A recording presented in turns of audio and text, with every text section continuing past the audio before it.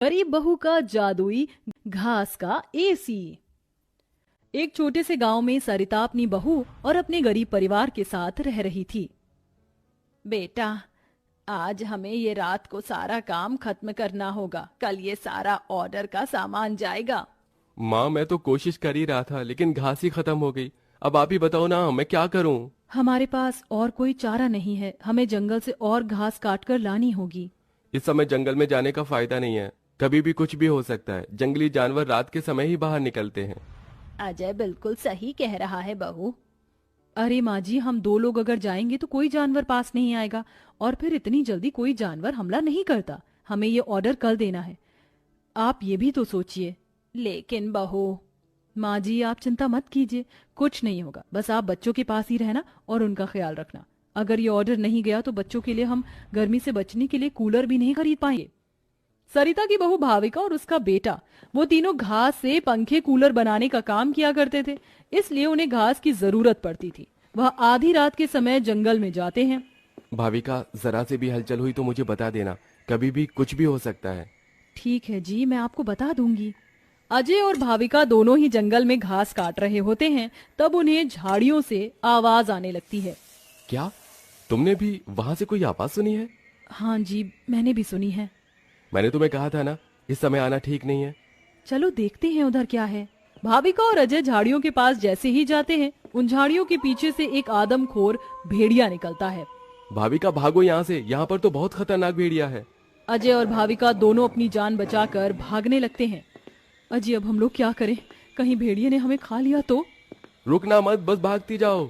भागते भागते वो दोनों जंगल से किसी तरह बाहर निकल आते हैं और भेड़िया उनका पीछा छोड़ देता है।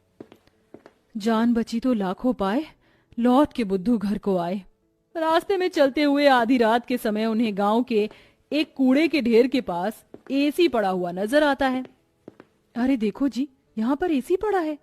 अरे पता नहीं किसका होगा, चलो यहाँ से चलते हैं। मुझे लगता है किसी ने ऐसे ही डाल दिया होगा। मैं तो कहती हूँ इसे लेकर चलते हैं। भाविका अजय को एसी ले जाने के लिए मना लेती है, जिसके बाद वो दोनों उस एसी को घर ले आते हैं। तुम दोनों तो घास लेने गए थे, ये क्या लेकर आ गए हो? ये हमें रास्ते में पड़ा मिला।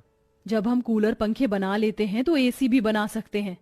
इस खराब एसी को छोड़ो और ये बताओ, क्या तुम घास लेकर आई हो?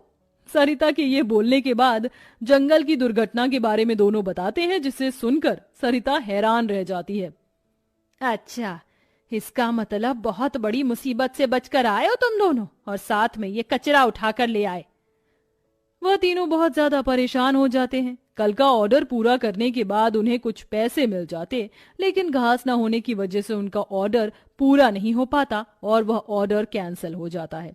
अगले दिन उनके टूटे फूटे घर के अंदर धूप की किरणें आने लगती हैं, जिससे बहुत ज्यादा गर्मी हो जाती है।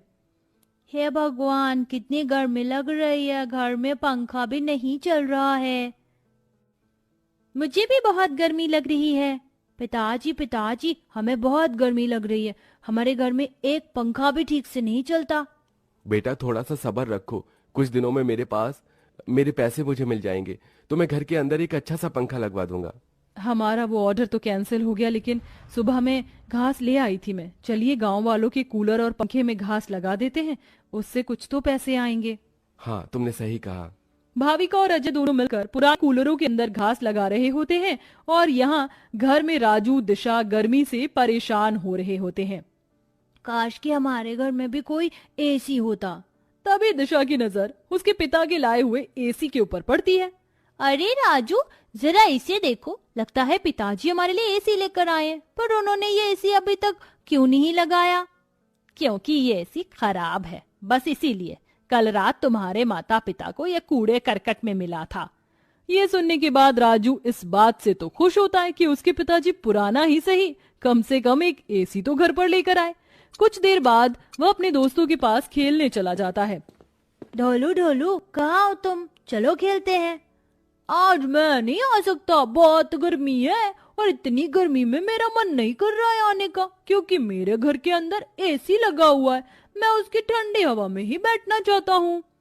क्या कहा? तुम्हारे घर के अंदर भी एसी है? हाँ, और हमारा एसी बहुत अच्छा चलता है, बहुत ठंडा